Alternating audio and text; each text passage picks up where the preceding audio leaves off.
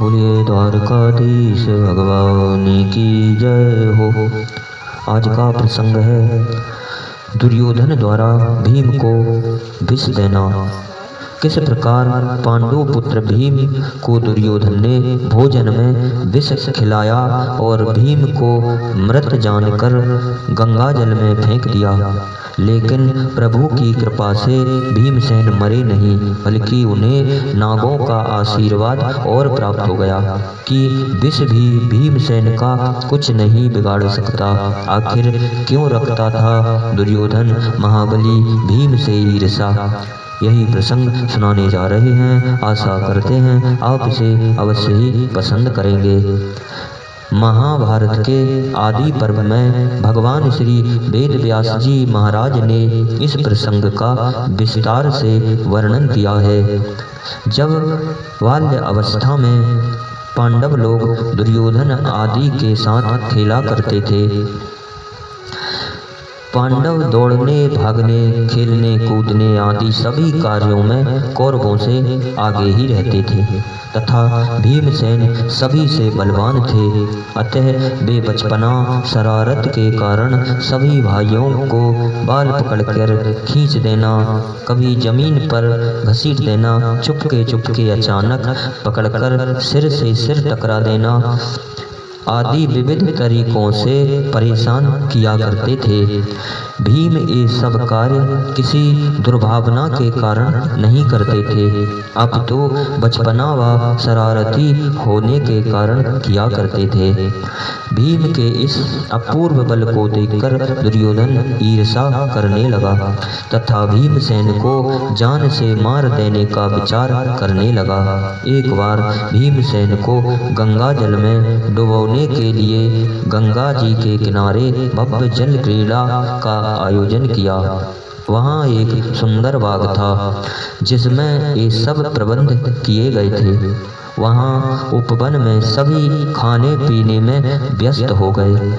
भीम के भोजन में विष मिला हुआ था। भोजन के पश्चात गंगा में जल क्रीड़ा करने से थक कर सभी बालक गंगा तट के किनारे सोकर आराम कर रहे थे। भीम विष के नशे में अचेत होकर गहरी नींद में सो गए। दुर्योधन मन ही मन प्रसन्न हो रहा था। मौका पाकर दुर्योधन ने भीमसेन को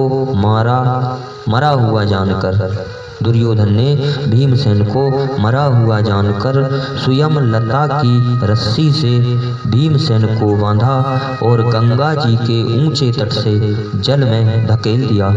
भीमसेन इसी अवस्था में नागलोक पहुंच गए। वहां विषैले सर्पों के काटने से भीम का स्थावर कालकूट विष नष्ट हो गया। वे सचेत हो गए।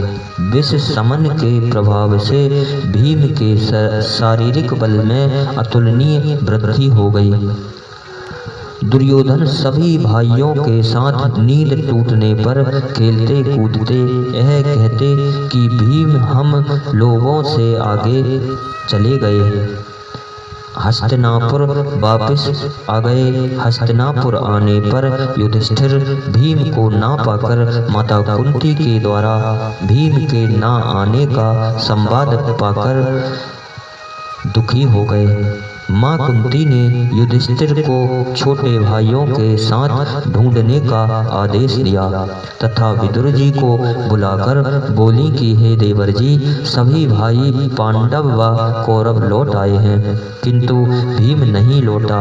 दुर्योधन बड़ा चालाक है, वह दुर्मति, नीच और बेशर्म है। वह भीम से डाह करता है, कहीं ऐसा ना हो उसने भीम को मार डाला हो। 8 दिन के पश्चात भीम गंगा में स्नान करके नागराज वासुकी के यहाँ से श्वेत वस्त्र एवं मालाएं धारण कर दिव्य भोजन कर नागों का आशीर्वाद लेकर उनसे विदा होकर हस्तिनापुर में अपने भाइयों एवं माता के सन्मुख उपस्थित हो गए। भीम ने दुर्योधन की सारी करतूतों को तथा नागलोक में मिले सभी दुख और सुख को बताया जो उसके ऊपर गुजरा था।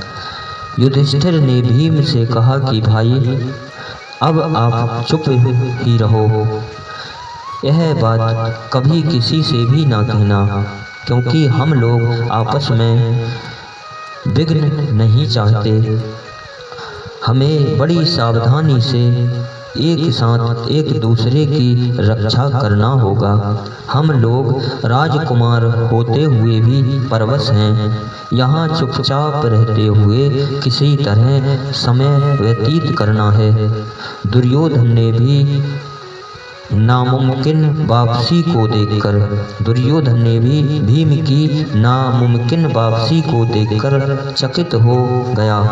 उसने पुनः भीम को खाने में तीक्ष्ण विष दिया, किंतु नागलोक से भीम ऐसी औषधियाँ खाकर आए थे कि जिनके प्रभाव से विष का भीम के शरीर पर कोई भी प्रभाव नहीं पड़ा।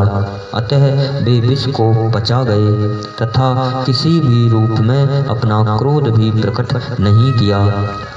कुछ समय बाद धृतराष्ट्र ने वेद शास्त्रों के ज्ञाता कृपाचार्य जी को बालकों की शिक्षा के लिए सौंप दिया।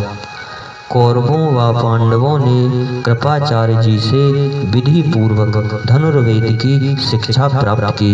इन्हीं शब्दों के साथ बोलिए द्वारकाधीश भगवान की जय हो।